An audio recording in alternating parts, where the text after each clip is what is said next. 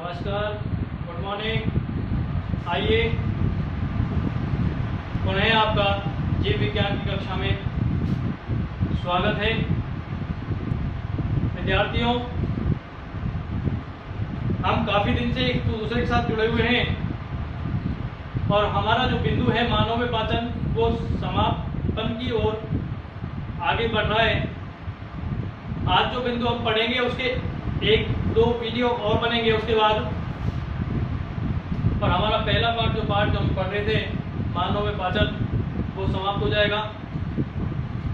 विद्यार्थियों, मैं आपको बता देना चाहता हूं कि आप अपनी पढ़ाई को सुचारू कर दीजिए, क्योंकि अब ज़्यादा समय आपके पास नहीं बचा है। आने वाले कुछ समय बाद यानी 2, 4, 5 महीने बाद आपकी परीक्षाएं होंगी। जो सारे कार्यक्रम पहले जैसे चलते थे ना, ऐसे ही तय समय पे चलेंगे। आप एक गलतफहमी बिल्कुल अपने दिमाग में से निकाल दीजिए कि हमारे एग्जाम जैसे इस तरह से बच्चों को प्रमोट किया गया है, ऐसे ही आगे भी हो सकता है हो। लेकिन मैं आपको क्लियर कर देता हूं, ऐसा नहीं होगा। सब लगभग जो 12th क्लास के एग्जाम हैं वो मार्च में होते हैं, और बाकी जो छोटी कक्षाएं होती हैं 10वीं और 12वीं के मार्च में, और बाकी सबके लगभग अप्रैल में एग्जाम होते हैं। 10-5 दिन की तो मैं कह नहीं सकता, ऊपर नीचे हो सकते हैं। बाकी लगभग आपका जो परीक्षाएं होने वाली हैं वो तय समय पर होंगी। यदि किसी को गलतफहमी हो तो वो उसको निकाल दें। आज से ही आप पढ़ना शुरू कर दीजिए, मेहनत करना शुरू कर दीजिए। हमारा जो सिलेबस है, क्योंकि हमारा काफ़ी समय निकल गया है, जुलाई निकल गया, अगस्त निकल गया, सितंबर भी जाने वाला है। अधिकतर जो समय निकल गया है, जो नुकसान हमको हुआ है उस नुकसान की भरपाई के लिए सरकार के द्वारा कुछ ना कुछ गाइडलाइन जरूर आएगी कि हो सकता है वो हमारे सिलेबस को कम कर दें, हमारा जो बर्डन है उसको कम कर दें। कम करने के बाद फिर हमारी पढ़ाई शुरू की जाए। अभी कुछ पता नहीं है क्या परिस्थितियां रहने वाली हैं। दिनों दिन स्थितियां जो है वो बिगड़ रही है, हम सब देख रहे हैं। हमारे यहाँ राजस्थान में तो बहुत स्थिति खराब हो रही है कि जिस डिस्ट्रिक्ट के अंदर हम रहते हैं, कि जब से शुरू हुआ है यहाँ पॉजिटिव मिलना हमारे डिस्ट्रिक्ट में, तब से और आज तक लगातार ऐसी कभी रिपोर्ट नहीं आई कि आज खाली गया हो। रोज संख्याएं बढ़ रही हैं। इसलिए हमको इन परिस्थितियों को देखते हुए आने वाले समय में हमारी कक्षाएं कब लगातार शुरू होंगी, कब रेगुलर शुरू हो पाएंगी, इसके बारे में अभी कुछ नहीं कह सकते। सरकार जो भी हमको निर्देश देगी उसके अनुसार हम पालन करेंगे। लेकिन कुछ रिलीफ हमको दिया है कि आप अध्यापकों से कंसल्ट कर सकते हैं, या विद्यालय में जाकर जो विद्यालय के संचालक हैं उनसे आप कंसल्ट कर सकते हैं। किसी भी प्रकार की कोई समस्या हो उसका हल किया जा सकता है। आपको ये जो सुविधा दी गई है ऑनलाइन की, वो इसलिए दी गई है कि जो परिस्थितियां हमारे अनुकूल नहीं है उनको अनुकूल बनाने के लिए आप घर बैठे अध्ययन कर सकें, आपका जो पढ़ाई का जो नुकसान हो रहा है वो नहीं हो, इसलिए आपको ये सुविधाएं दी गई हैं। इनसे जुड़ने के लिए आप लगातार हमारे साथ बने रहें।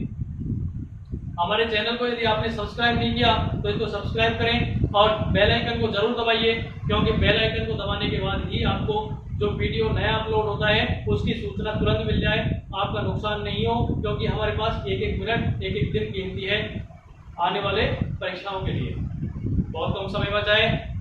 आइए हम तैयारी के लिए जुट जाएं, अपनी मेहनत को बिल्कुल उसी परवान पर ले जाएं जो हमने लक्ष्य तय किया है। उस लक्ष्य को पाने के लिए जो मेहनत आपको करनी है उसको करिए। बिल्कुल आपको पटरी से नहीं उतरना है। यदि आपने ये सोच लिया कि पता नहीं एग्जाम होंगे कि नहीं होंगे, पता नहीं स्कूल खुलेंगे नहीं खुलेंगे, हमारे ऐसा कोई लेना देना नहीं है। स्कूल खुलती है तो ठीक, नहीं खुलती है तो आपको सुविधाएं दी गई है। आपको ऑनलाइन क्लास चलाई जा रही है, सभी विषय आपके पास घर पहुंच रहे हैं। पहले तो हमको उन विषयों को लेने के लिए क्या करना पड़ता था कि अपने घर से उठ के विद्यालय तक जाना पड़ता था। लेकिन आज विद्यालय उन सब सुविधाओं को आपके घर ही पहुंचा रहा है आपके पास। आपको कहीं भी आने जाने की जरूरत नहीं पड़ रही। इन सुविधाओं का लाभ आप उठाइए, इनको व्यर्थ मत जाने दीजिए। समय बहुत कीमती है, इसका मोल समझिए और जो सुविधाएं हमें मिली हैं उनका भरपूर उपयोग करिए। फिर भी आपकी कोई समस्या हो, फिर भी आपको पढ़ने में या देखने में या किसी भी प्रकार की कोई समस्या आ रही हो तो आप हमसे कंसल्ट कर सकते हैं, कोई परेशानी नहीं है। फिर भी कोई दिक्कत हो, आप हमसे भी कंसल्ट नहीं कर पा रहे, हमसे संपर्क नहीं हो पा रहा, तो इन वीडियो के अंत में आप कमेंट्स बॉक्स में जाकर कमेंट कर दें, आपकी उस समस्या को हल करने का प्रयास किया जाएगा। विद्यार्थी जो मैं कह रहा हूँ ना वो इसलिए कह रहा हूँ क्योंकि कुछ लोगों के दिमाग में ये रील सेट हो गई है कि पता नहीं क्या रहने वाला है। हमको इस बात को नहीं सोचना है क्या रहने वाला है, हमको तो इस बात को सोचना है कि हमारा लक्ष्य तय है, हमारी परीक्षाएं मार्च या अप्रैल में होने वाली हैं, हमको उसके हिसाब से तैयारी करनी है। बशर्ते हमारा सिलेबस कम हो जाएगा, हमारे ऊपर जो बर्डन है ना वो कम हो जाएगा, लेकिन 12th के बाद हमको कहाँ जाना है, हम जिस दिशा में जाना चाहेंगे, कोई IIT में जाएगा, कोई नीट करेगा, कोई MBBS करेगा, सबका अपना अपना लक्ष्य है। उन लक्ष्य को प्राप्त करने के लिए हमको पूरे कोर्स की आवश्यकता पड़ेगी। वहां हमको ये बात सुनने को नहीं मिलेगी या ये देखने को नहीं मिलेगा कि कोविड के चक्कर में आके हमारा सिलेबस कम हो गया इसलिए हमने कम पढ़ाए तो आप यहाँ कम दे दीजिए। ऐसा नहीं होगा, वहां तो पूरा आने वाला है। आगे आपका जो भविष्य आएगा ना, जिसको आप सुधारना चाहते हैं, संवारना चाहते हैं, उसके लिए आपको सब कुछ पढ़ना पड़ेगा। क्यों नहीं हम अभी से पढ़ने लग जाए, यदि कम हो जाएगा तो हमारा बर्डन कम हो जाएगा, कोई बात नहीं, लेकिन हमने पढ़ तो लिया। ज्ञान कभी भी बुरा नहीं होता, और जो ज्ञान अभी आपको आवश्यकता है ना वो आपका भविष्य संवारने वाला है, इसलिए हमको पूरा पढ़ना है, हम कुछ नहीं छोड़ने वाले। ठीक है, सब सहमत हो? सहमत हो ना? तो ठीक है, अभी से लग जाइए आप, पूरा कोर्स हमको पढ़ना है। बाद में जो एग्जाम में आएगा, जो परीक्षाओं में आएगा, उसके हिसाब से हम सिलेबस को याद कर लेंगे, कोई बात नहीं, उसमें लिख देंगे। ठीक है, आइए हम अपने अगले बिंदु के बारे में बात करते हैं। मैंने आपको बताया था, लास्ट जो कक्षा थी उसमें बताया था कि अगला जो बिंदु है हमारा, उस पर हम चर्चा करेंगे वसा का अवशोषण। कौन सा है? वसा का अवशोषण। तो अभी डालिए वसा का अवशोषण।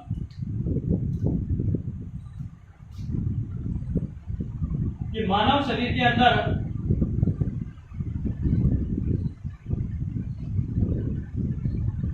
वसा का अवशोषण किस प्रकार से होता है, इसके बारे में आज हम अध्ययन करने जा रहे हैं। ठीक है, लिखिए,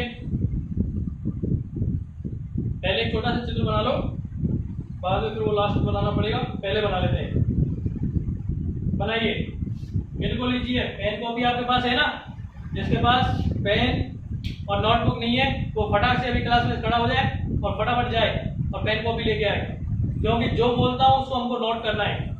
मैंने बार बार पहले भी कहा, आपको फिर कह रहा हूँ, अभ्यास अभ्यास अभ्यास करना है, बिना अभ्यास के कुछ नहीं होने वाला, इस बात को याद रखना। हमारा जो विषय है ना, हमारा विषय अभ्यास मांगता है। जितना इसका अभ्यास करेंगे उतना ही हमारे अंदर निखार आएगा, उतनी ही हमारी क्वालिटी बढ़ती जाएगी। और हमको क्वालिटी को बढ़ाना है, क्वांटिटी को भी बढ़ाना है, दोनों ही हमको अप करने हैं, ग्रोथ करनी है हमको दोनों की। इसलिए पेन नोटबुक साथ लेके बैठे और आइए, यह है ना? ठीक है, लिखो, बनाइए चित्र।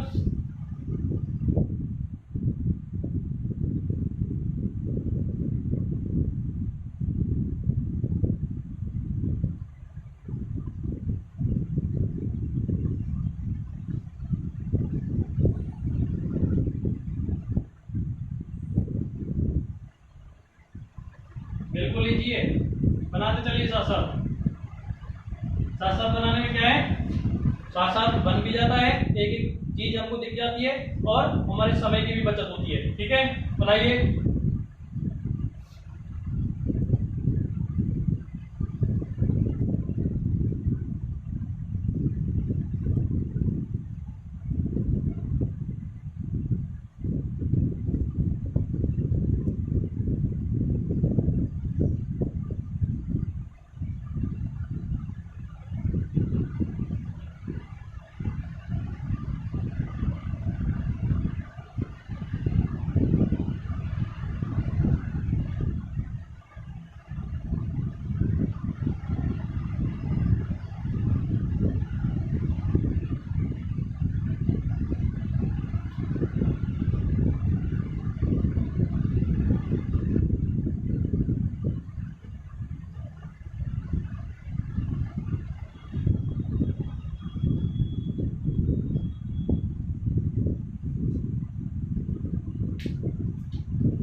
बिल्कुल इजी है, बनाओ आप आराम से बना दोगे।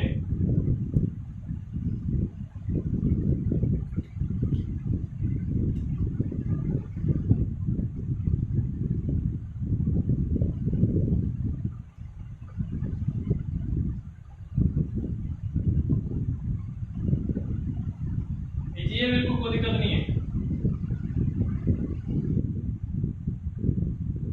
दिख रहा है ना, ये जो तीर नीचे जा रहा है ना, नीचे इधर ऐसे बनाने हैं, इसके नीचे बस दो ऐसे बना लो।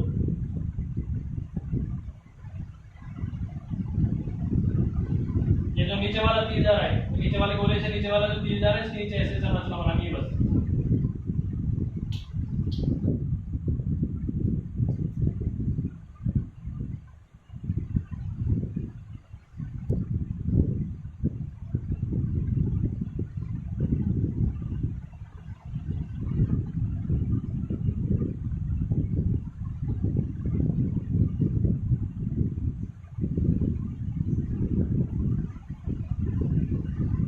ये कहलाता है पित्त लवण।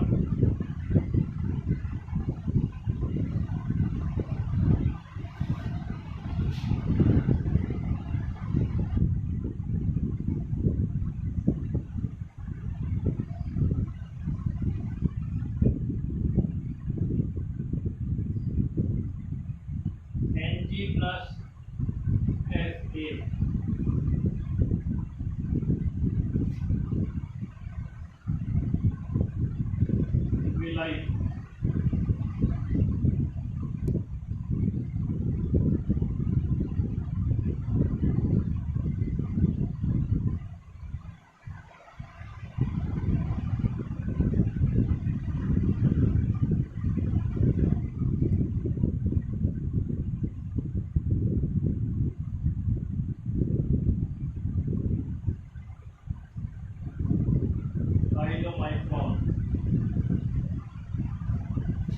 ये ऐसी संरचना बनाई ना हमने, इस पे लिखना है लसिका वाहिनी।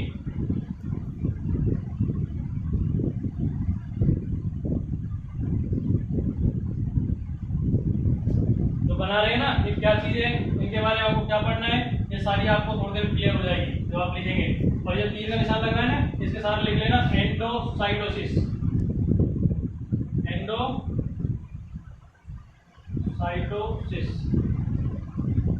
ये नीचे वाला जो तीर का निशान जा रहा है, इसको लिखना है आपको इधर नीचे लाइन खींच के लिखना है।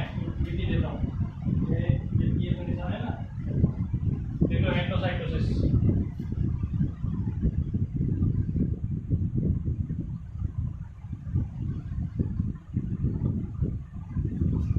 एंडोसाइटोसिस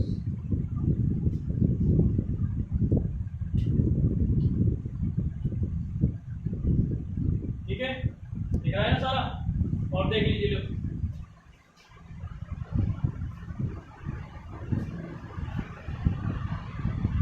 थोड़ी संरचना दिखा देता हूँ आपको, देखिए जो नीचे बनाई है ना वो देख लो।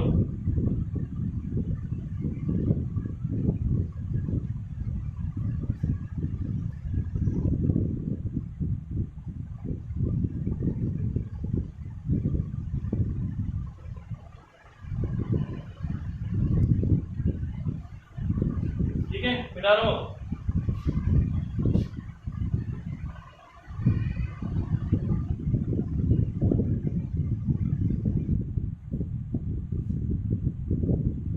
ये ना, इसको लिख लो मिसेल।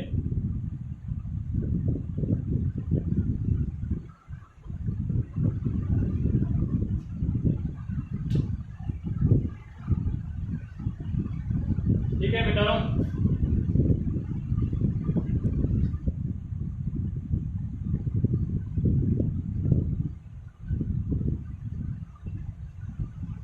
लिखिए आगे,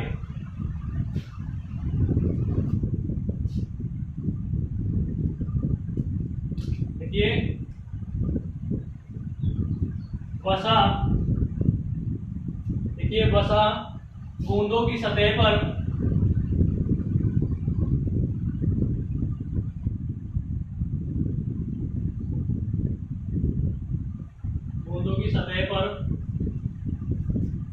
पित्त लवणों का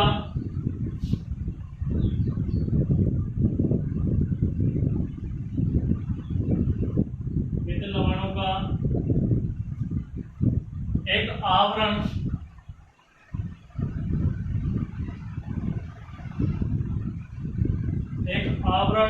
बन जाता है।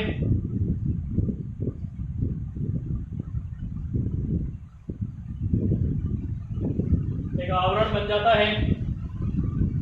यह संरचना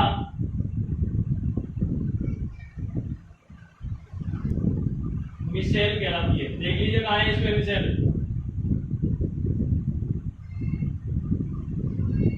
चित्र में लिखा है ना अभी, कैसी संरचना होती है देख लीजिए, इस प्रकार की है ना।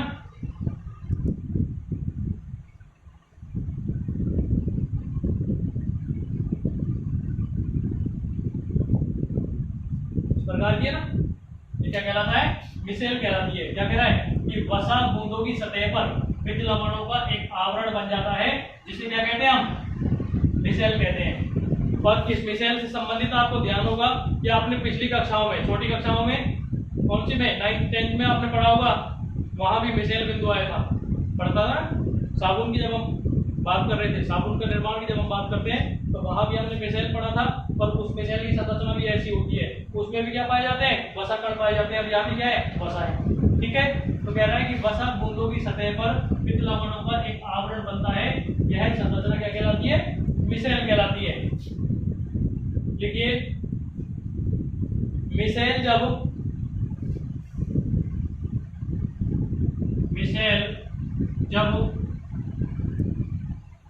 माइक्रोविलाई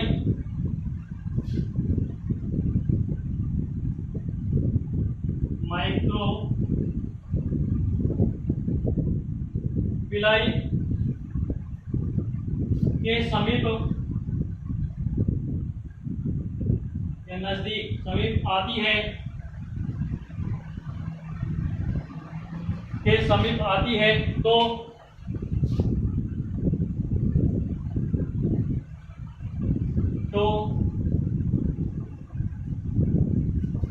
पित्त लवणों का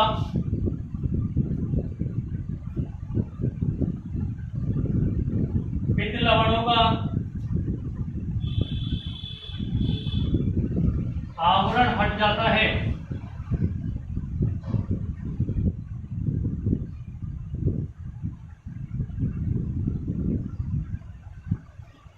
ठीक है,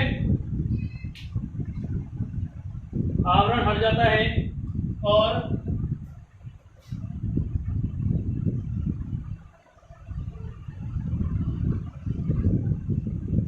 वसा बूंदें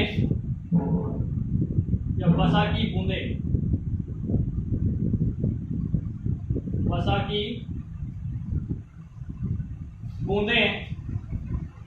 कोशिका में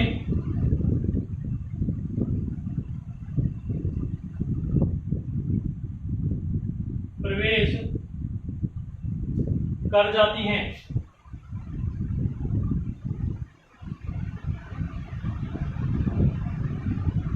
ठीक है, आगे लिखिए, कोशिका में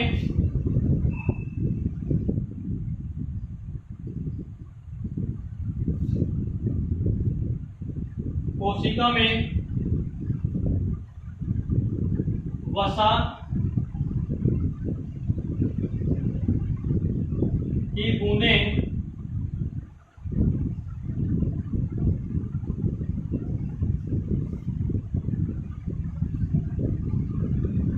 चिकनी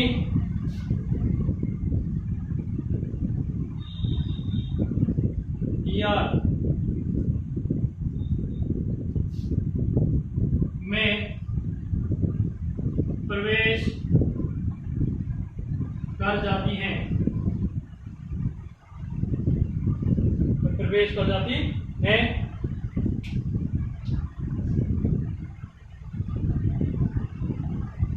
में प्रवेश करके, तो ये लिखो, में प्रवेश करके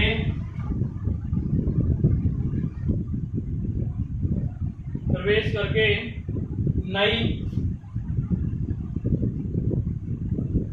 ट्राइग्लिसराइड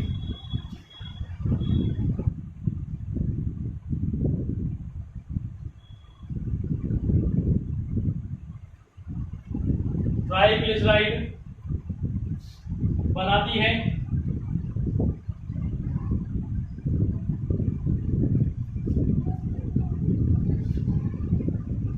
इन ट्राइग्लिसराइड से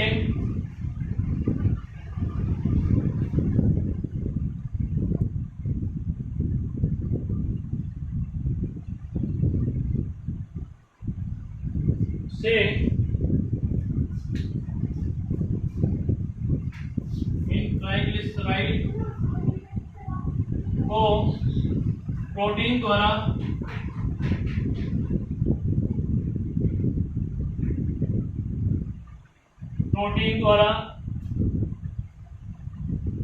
घेर लिया जाता है।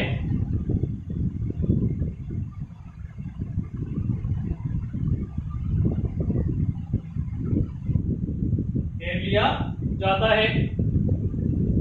इस प्रकार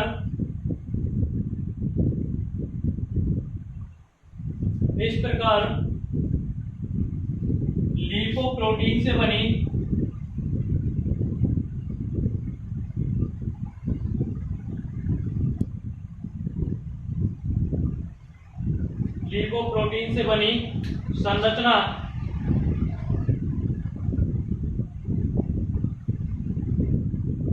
संरचना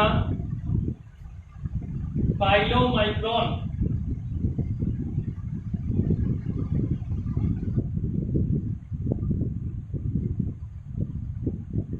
मैंने लिख दिया ना, वहां देख लो, पाइलोमाइक्रोन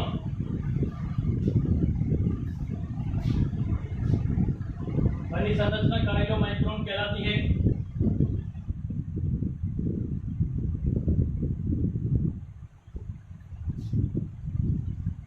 यह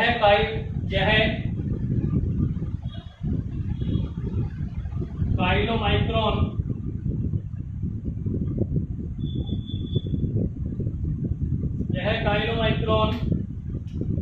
द्वारा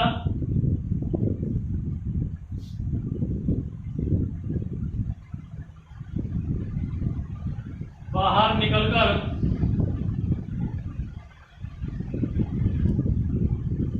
लसिका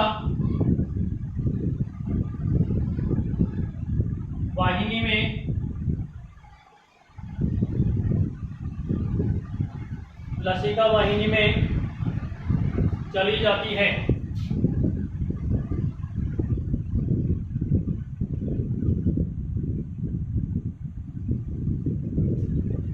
लसिका वाहिनी में चली जाती है।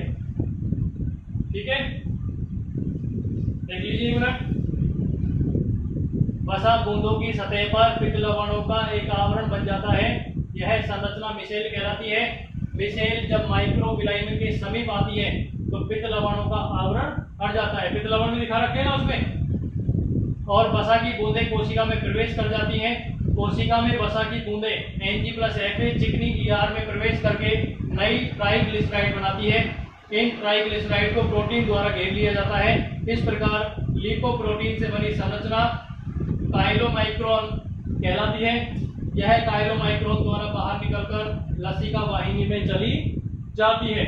ठीक है, पैराग्राफ चेंज करिए और अगली लाइन में स्टार लगाइए।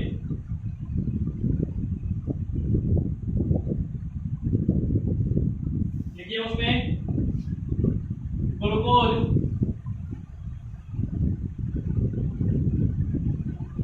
अगली लाइन देखिए, ग्लूकोज में एमिनो अम्ल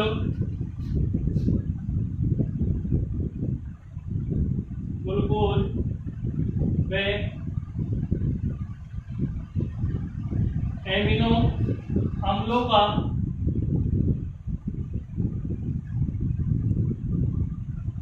अवशोषण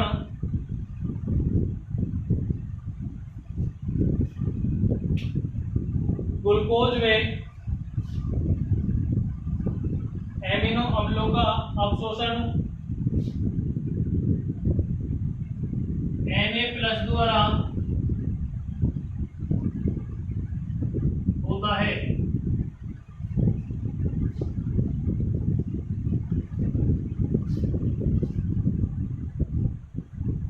Na पता है क्या है? सोडियम। Na+ का जब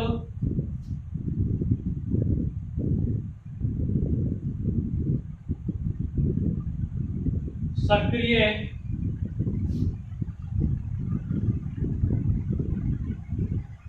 अभिगमन होता है, सक्रिय अभिगमन होता है, तब ये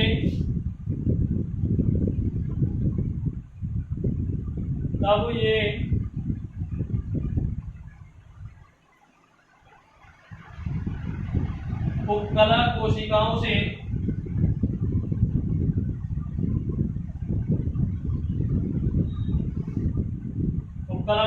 से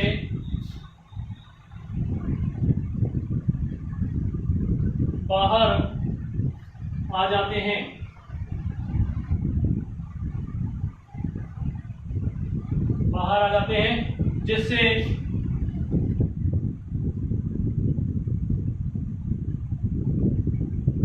जिससे इन कोशिकाओं में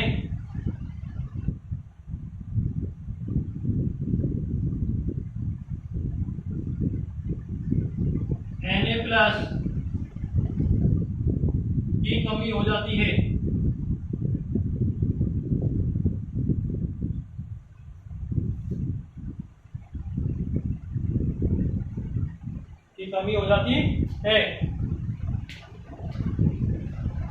अब Na+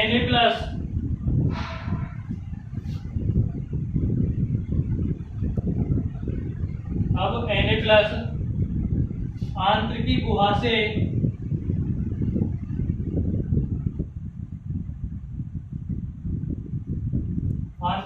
से विसरण द्वारा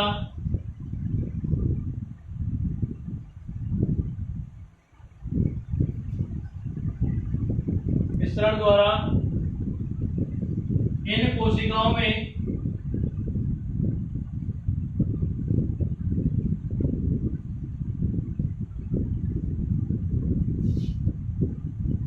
प्रवेश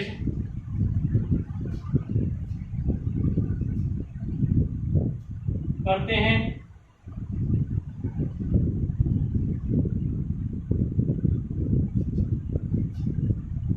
इस प्रक्रिया में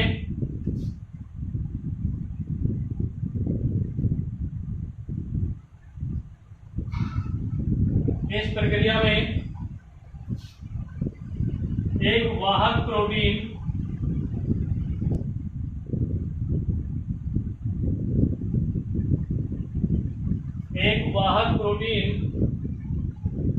भी काम आता है।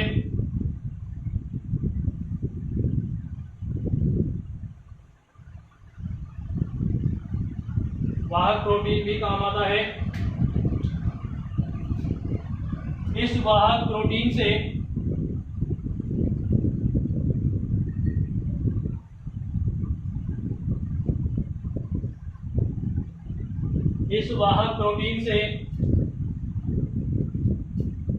Na+ व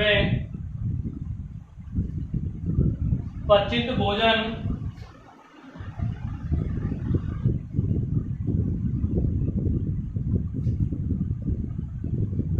आंतरिकी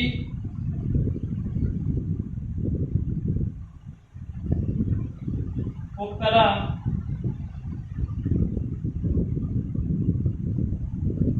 कोशिका में या उपकला में प्रवेश करते हैं।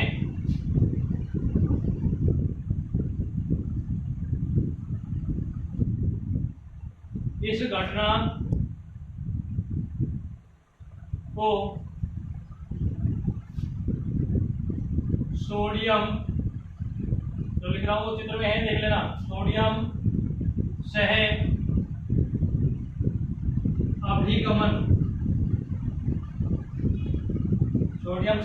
अभिगमन भी कहते हैं।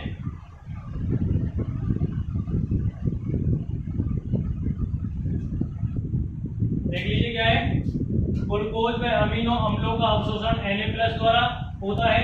Na+ का जब सक्रिय अभिगमन होता है तब ये उपकला कोशिकाओं से बाहर आ जाते हैं, जिससे इन कोशिकाओं में Na+ की कमी हो जाती है। अब Na+ आंतरिकी गुहा से विसरण द्वारा इन कोशिकाओं में प्रवेश करते हैं। इस प्रक्रिया में एक वाहक प्रोटीन भी काम आता है। इस वाहक प्रोटीन से Na+ में परिचित भोजन आंतरिक उपकला कोशिकाओं में प्रवेश करते हैं। इस घटना को क्या कहते हैं? हम सोडियम सह अभिगमन भी कहते हैं। उतार लीजिए, साफ दिख रहा है ना? दिख रहा है ना? हाँ ठीक है।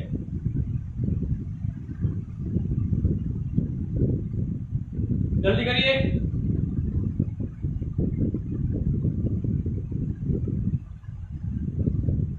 ठीक है, छोटा सा और चित्र बना लो।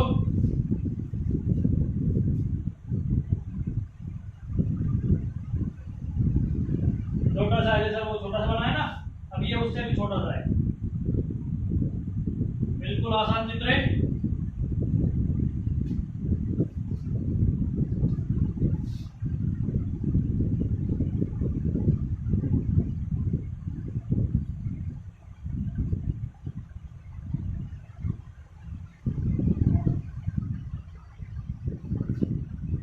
बना लीजिए बिल्कुल छोटा सा, जल्दी। Na+ कौन सा? सोडियम सह अभिगमन। अभी लिखा है ना?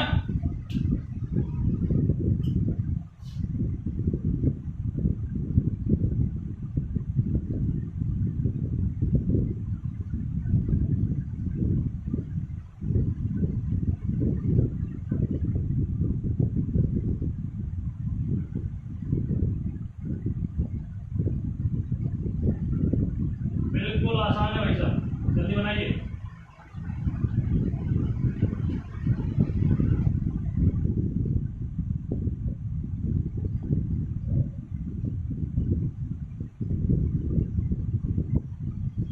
ग्लूकोज और वाहक प्रोटीन, और यहाँ लिख दीजिए Na+। ये हमारा देख लीजिए, अभी जल्दी बनाइए। ग्लूकोज, वाहक प्रोटीन, सोडियम से अभिगमन, Na+। बन गया, बिल्कुल छोटा सा है। हो गया ना? ये हमारा वसा में पाचन संपूर्ण हो गया। अब इससे जो आगे आने वाले बिंदु हैं वो स्वांगीकरण है, बहिक्षेपण है, चाहे विटामिन से संबंधित है, इनके बारे में हम अगले कक्षा में अध्ययन करेंगे। अब जो हमने लिखा है इसमें कोई समस्या आपको आ रही हो, किसी प्रकार की कोई दिक्कत आपको दिख रही हो ना, तो आप कमेंट जरूर करें। यदि आपको अच्छा लगता है तो भी करें, बुरा लगता है तो भी करें। हमको क्या करना है? अपने अंगूठे का, उंगलियों का उपयोग हमको करना है। क्यों करना है पता है? साइंस पढ़ रहे हैं आप, आपको ये पता होना चाहिए कि ये सारी जो है ना, हमने पढ़ा था, कब पढ़ा था ना, छोटी पिछली कक्षाओं में, कि हम जब गर्म वस्तु पर हाथ लगाते हैं तो हाथ लगाते ही तुरंत हाथ हट जाता है। इसका मतलब इन उंगलियों के अंदर, इनके अंदर कुछ ना कुछ ऐसी चीज पाई जाती है जो तुरंत क्या करती है, और शरीर में यदि हम कहीं गर्म लगाएंगे ना तो इतनी जल्दी वो इफेक्ट नहीं करता। यदि मान लो यहाँ से रख देंगे हम आपको, तो फिर भी महसूस होने में आपको समय लगेगा। लेकिन सबसे ज्यादा जो सक्रिय होती है हमारी मांसपेशियां, वो यहाँ से होती है। तंत्रिका तंत्र जो सबसे ज्यादा सक्रिय होता है ना, वो यहाँ से होता है। जो एक दूसरे से जुड़े होते हैं, यहाँ से गर्म होते हैं, तुरंत उसकी सूचना यहाँ मिलती है। इसलिए उंगलियों का उपयोग किया करो। जब इनका उपयोग करेंगे ना, इनका ज्यादा से ज्यादा उपयोग करेंगे तो हमारे जो दिमाग है ना, इसको तुरंत जल्दी जल्दी क्या मिलती रहेंगी? सूचनाएं मिलती रहेंगी। ये क्या हो जाएगा? सक्रिय रहेगा। क्या रहेगा? सक्रिय रहेगा, निष्क्रिय नहीं होगा। इसलिए हमको हाथ का भी ज्यादा से ज्यादा उपयोग करना है। ठीक है, अगली जो कक्षाएं हैं उसके बारे में, अगले जो बिंदु हैं उनके बारे में हम अगली कक्षा में बात करेंगे। फिर मैं आपको रिपीट कर देता हूँ एक बार, आपने अभी तक चैनल को सब्सक्राइब नहीं किया है, हमें हाथ बढ़ाइए, चैनल को सब्सक्राइब कीजिए और बेल आइकन को दबाना बिल्कुल ना भूलें। सब्सक्राइब करना अलग बात है, बेल आइकन को क्यों दबाते हैं? बेल आइकन को इसलिए दबाया जाता है कि किसी भी वीडियो की हमको तुरंत सूचना मिल जाए। कोई भी हमारा वीडियो मिस नहीं होना चाहिए, उसकी तुरंत सूचना के लिए बेल आइकन को दबाना बहुत आवश्यक है। उसको दबाइए, हमारे साथ जुड़े रहिए और आनंद से पढ़ते रहिए और समय पर पढ़ते रहिए। हमारा जो आने वाला समय है वो कैसा होगा? सुखद होगा और कुछ समय के बाद हम एक दूसरे के सामने कक्षा में होंगे। अच्छी दुआएं और अच्छे विश्वास के साथ आगे बढ़िए। नमस्कार, धन्यवाद।